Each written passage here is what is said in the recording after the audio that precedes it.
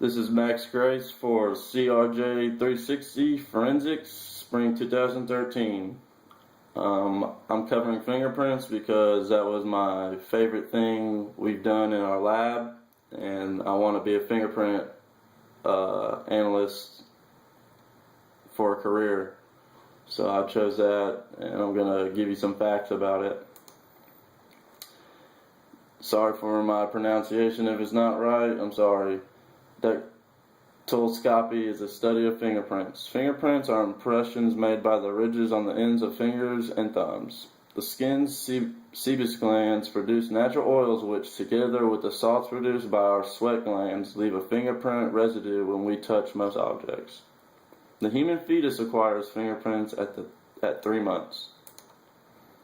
In 1892, Juan Weisdich, a police researcher in Argentina, used fingerprints to prove that Francisco Rojas murdered her 2 children by taking her thumbprint and matching it to a bloody thumbprint left behind on a door. In 1902, Henry Jackson became the first person in the United Kingdom to be convicted on fingerprint evidence. In 1910, Thomas Jennings became the first person in the United States of America to be convicted on fingerprint evidence.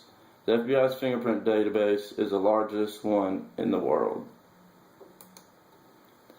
Fingerprints are formed before birth, grow with the growth of hands, and help identification. Fingerprints come from the interior fleshes of the skin. Loop is the most common fingerprint. 60% of palms have the same pattern. A latent fingerprint is that type of fingerprint that is accidentally done on any surface. It is in this regard that said fingerprint may, in one way or another, hidden or invisible depending on the amount of pressure, kind of surface, and other underlying factors.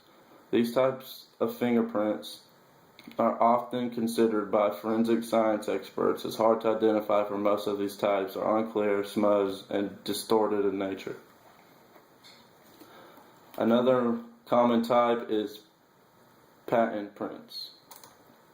Patent marks are commonly made in the deposits of the creases done by separate materials such as water, ink, and oil. These types of fingerprints are clearly evident that most of it can be photographed instead of lifting for identification.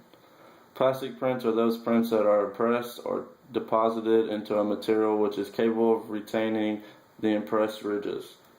Grease or a candle is a good example of what a print would be found, where a print would be found using plastic prints. You can outgrow your shoes, but you're not your prints, as they will stay the same no matter how old you are. Fingerprints are considered to be very basis of criminal history of every police agency. You can change or alter your fingerprints by cutting, burning, or scraping them. Its pattern will remain the same as a new skin is developed. Here's some funny animal facts. Birds do have fingerprints. A cat's nose has ridges like that of a human and is capable of producing prints. As humans get identified through their fingerprints, the dogs are by their nose prints. Experts say that Egyptian mummy still has very clear fingerprints, even if they were embalmed for a handful of years. Fingerprints are believed to outnumber the DNA in the identification process with regards to crime solving and other incident-related cases. That the fingerprint database of the FBI is 10 times larger than their DNAs. Koala's fingerprints can be mistakenly identified from that of human beings. A perfect fingerprint will yield 175 to 180 points of information. Fingerprinting is the only notable, unchanged, and infallible means to identifying individuals. Fingerprints are sometimes used as security functions. Fingerprints are also used in banks and DMVs.